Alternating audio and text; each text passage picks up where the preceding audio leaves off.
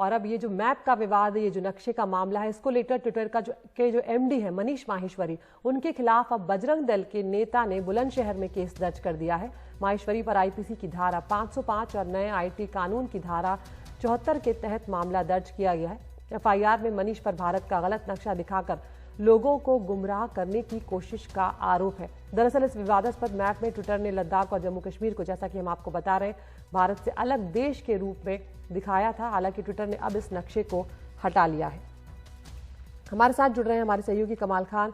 कमाल, ये जो बुलंदशहर में मामला दर्ज हुआ है, इसको लेकर क्या जानकारी मिल रही है? क्योंकि यहाँ पर हम देख रहे हैं कि एक के बाद एक ट्विटर की मुश्किलें जो हैं वो बढ़ती जा रही हैं और अब ये जो गलत नक्शा लगाने का जो मामला है ये गंभीर होता जा रहा है।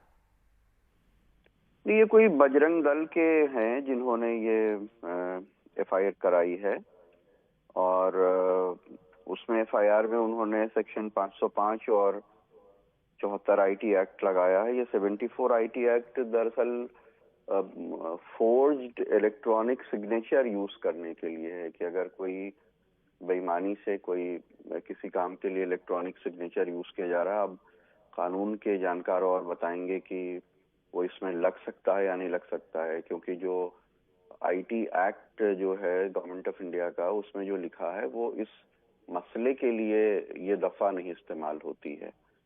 तो अब ट्विटर के ऊपर उन्होंने केस किया है क्योंकि वो ट्विटर के गवर्नमेंट ऑफ इंडिया से पहले से झंझट चल रही है। बहुत सारे बीजेपी नेताओं के मैनिपुलेटेड मीडिया उनके ट्वीट के ऊपर लिखने की वजह से, फिर रविशंकर प्रसाद के किसी ट्वीट में टेक्निकल खामी की वजह से उसको बंद करने की वजह से कुछ देर के लिए पहले से ट्विटर के साथ उनके झगड़े चल रहे हैं और केसेस चल रहे हैं। तो ये समझा जाता है कि ये कोई बजरंग दल के होंगे। शायद उनको लगा होगा कि हो सकता है कि सरकार इसी लाइन पे चल रही है, इस वजह से भी उन्होंने कर दिया हो।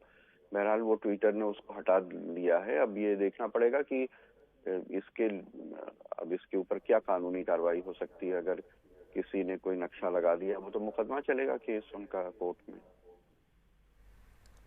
बिल्कुल, शुक्रिया कमाल इस तमाम जानकारी के लिए। तो जिस तरह से कमाल कह रहे हैं कि पहले से ही हम जानते हैं कि सरकार और ट्विटर के बीच में एक तरह से जंग छिड़ी हुई है और एक कदम और ये मामला अब इस गलत नक्शे को लगाने के बाद आगे बढ़ गया है।